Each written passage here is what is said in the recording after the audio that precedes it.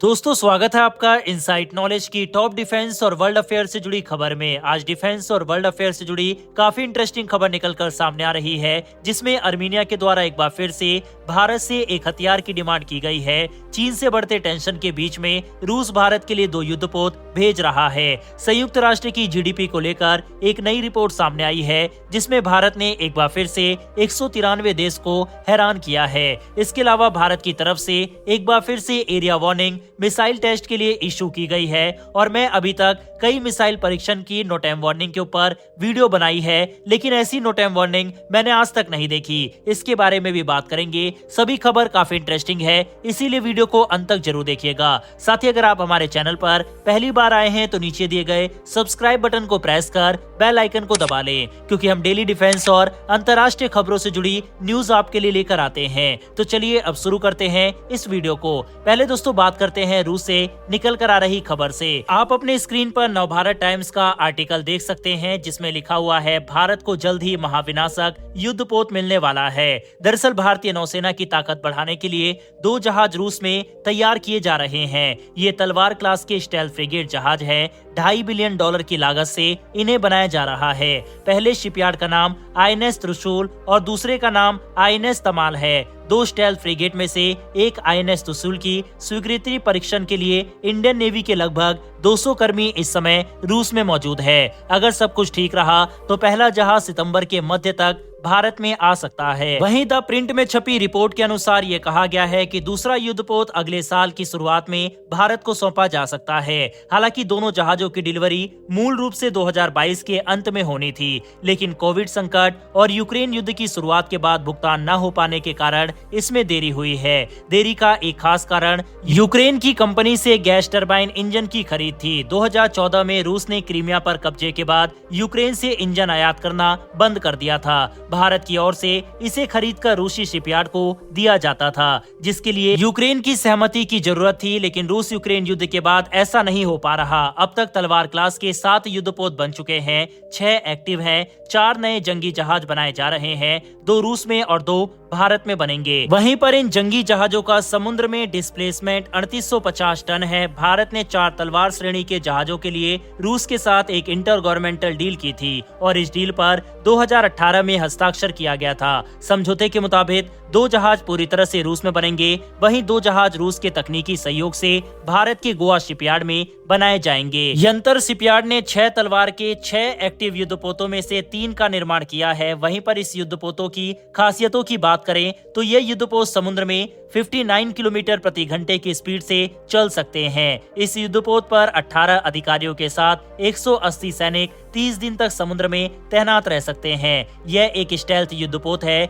यानी इसे रडार से ट्रैक करना मुश्किल है। इसमें पानी के नीचे का शोर बेहद कम होता है, जिस कारण पनडुब्बियां इनका जल्दी पता नहीं लगा पाती। जहाज गैस टरबाइन इंजन के जरिए चलता है, वहीं पर यह जहाज खतरनाक हथियारों से लैस है। इसमें जमीन से जमीन, जमीन से हवा में मार करने वाली मिसाइल है। पनडुब्बी को खत्म करने के लिए इसमें टॉर्पीडो ट्यूब भी लगी हुई है। जिस तरह से चीन अपनी सैन्य ताकत को लगातार इंक्रीज कर रहा है, ऐसे में भारत को अपनी समुद्री ताकत को और भी ज्यादा बढ़ाने की जरूरत है और इसमें भारत का बढ़ चढ़कर सहायता हर बार की तरह रूस कर रहा है। रूस के सहयोग के लिए कमेंट बॉक्स में एक जय हिंद जरूर लिखिएगा। बढ़ते हमारी अगली खबर की तरफ। ये खबर दोस्तों जीडीपी को लेकर संयुक्त राष्ट्र की तरफ से एक रिपोर्ट पब्लिश की गई है, उसी को लेकर है। आप स्क्रीन पर आर्टिकल इसको लेकर जो आया है वह देख सकते हैं। संयुक्त राष्ट्र की रिपोर्ट में दावा किया गया है कि भारत सबसे तेजी से बढ़ती अर्थव्यवस्था के रूप में शीर्ष स्थान पर बरकरार है। रिपोर्ट में कहा गया है कि पिछले वित्त वर्ष में भारत की अर्थव्यवस्था में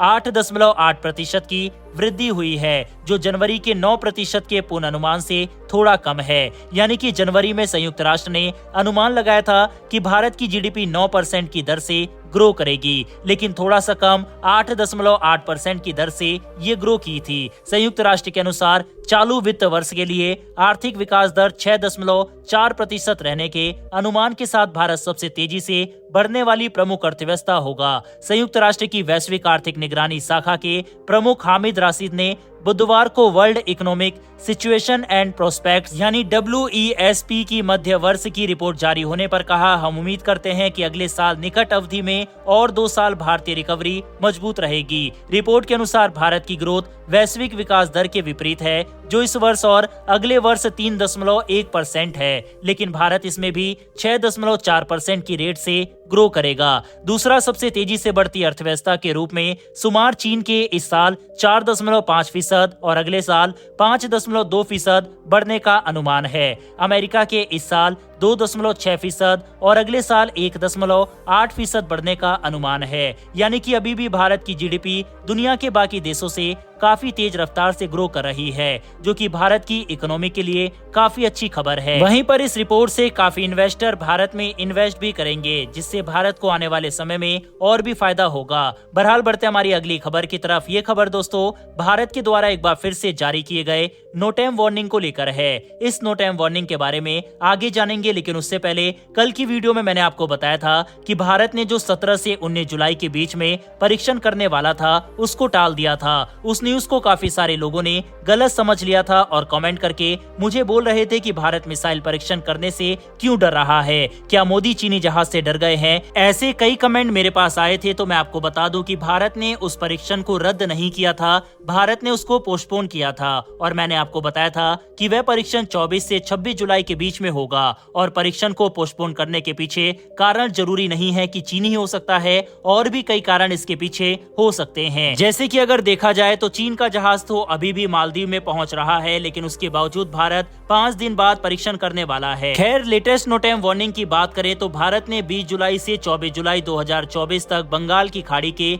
बड़े हिस्से में उड़ान पर रोक लगाने की सूचना दी है। ये क्षेत्र लगभग 940 किलोमीटर तक फैला हुआ है। आप स्क्रीन पर यह एरिया वार्निंग देख सकते हैं। जिस तरह का एक बड़ा एरिया वार्निंग के लिए रखा गया है, इससे पता लगता है कि किसी लंबी दूरी तक मार करने वाली मिसाइल का यहाँ परीक्षण हो सकता है। वहीं पर एरिया वार्निंग देखने से पता लगता है कि ये परीक्षण समुद्र के बीच से ही कोई मिसाइल लॉन्च होगी, तो ये अनुमान लगाना ज्यादा मुश्किल नहीं है कि जिस भी मिसाइल का परीक्षण होगा उसे जहाज से या फिर सबमरीन से फायर किया जाएगा। तो ऐसा हो सकता है कि यहाँ पर किसी ब्रह्मोस मिसाइल के नेवल वेरिएंट या फिर किसी अन्य क्रूज मिसाइल का परीक्षण किया जाए। भारत लगातार अपने मिसाइल के विकास में तेजी लाए हुए है और कई अलग अलग तरह की मिसाइल को बना रहा है। अब यहाँ पर किसी नई मिसाइल का परीक्षण होता है या फिर किसी पुरानी मिसाइल का ही, ये तो आने वाले 6 से 7 दिन में पता चलेगा। बहरहाल बढ़ते हमारी अगली खबर की तरफ, और ये खबर दोस्तों आर्मीनिया से निकलकर सामने आ रही है। हालांकि इस खबर के ऊपर हमने आज से तकरीबन 6 से 7 दिन पहले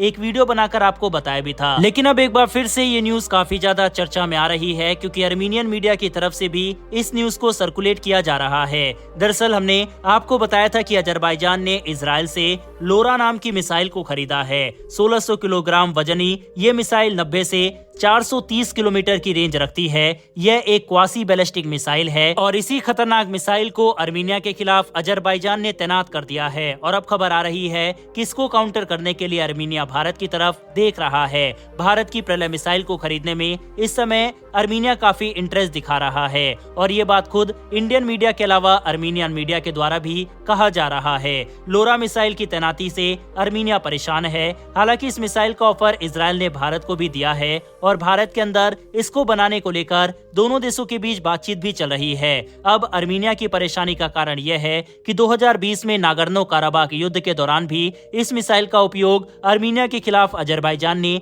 किया था और काफी भारी नुकसान आर्मीनियन मिलिट्री को उठाना पड़ा था। तो यही कारण है कि अब इसको काउंटर करने के लिए प्रलय मिसाइल को खरीदने में इंटरेस्ट दिखा रहा है आर्मीनिया। प्रलय मिसाइल कम दूरी की सतह से हवा और सतह से सतह पर मार करने वाली मिसाइल है। इसकी रेंज 150 से 500 किलोमीटर है। इसकी स्पीड 2000 किलोमीटर प्रति घंटा है, लेकिन हवा से टारगेट की तरफ गिरते समय इसकी गति बहुत ज्यादा बढ़ जाती है। कम रेंज का फायदा यह है कि ये सीमा के पास मौजूद दुश्मन के अड्डों को चुटकियों में खत्म कर देगी। प्रलय मिसाइल की एक्यूरेसी और गति ही इससे सबसे ज्यादा घातक बनाती है। 5 टन वजनी ये मिसाइल अपनी नाक पर 500 से 1000 किलो वजन का पारंपरिक हथियार ले जा सकती है। इस मिसाइल को बनाने में 3 मिसाइलों की तकनीक का इस्तेमाल किया गया है। ये मिसाइलें प्रहार, पृथ्वी 2 और पृथ्वी 3 है। वहीं प्रलय मिसाइल रात में भी हमला करने की क्षमता रखती है। यही कारण है कि इजराइल मिसाइल को काउंटर करने के लिए प्रलय काफी अच्छा ऑप्शन बन जाता है। साथ ही एक्सपर्ट के द्वारा ये कहा जा रहा है कि अगर आर्मीनिया इस मिसाइल को खरीदता है तो ये ब्रह्मोस मिसाइल से भी काफी बड़ा ऑर्डर होगा। ये भारत की DRDO के भी एक बड़ी जीत होगी, क्योंकि ये मिसाइल पूरी तरह से मेक इन इंडिया के तहत बनाई गई है और भारत में इस मिसाइल को बनाने में काफी मेहनत भी की गई है। साथ ही ये भारत की सेना की सबसे अहम मिसाइलों में से एक मिसाइल है। ऐसे में क्या भारत को इस मिसाइल को आर्मीनिया को सौंपना चाहिए या फिर नहीं, इस पर अपनी राय कमेंट बॉक्स में लिखकर बताइएगा। फिलहाल इस वीडियो में इतना ही। अगर आपको ये इन्फॉर्मेशन और वीडियो पसंद आई हो तो वीडियो को लाइक करके हमारी आने वाली डेली ऐसी वीडियो के लिए चैनल को सब्सक्राइब कर बेल नोटिफिकेशन को जरूर दबा लें। फिर मिलेंगे ऐसी एक नई वीडियो के साथ। धन्यवाद। जय हिंद।